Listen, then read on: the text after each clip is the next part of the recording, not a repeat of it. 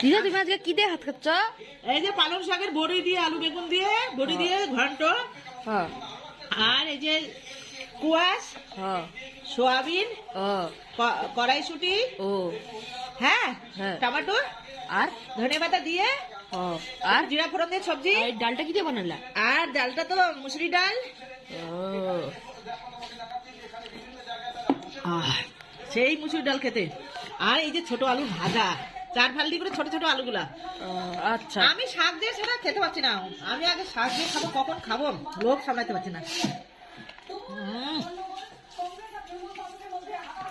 কি অসাধারণ পালং শাকের ঘন্ট।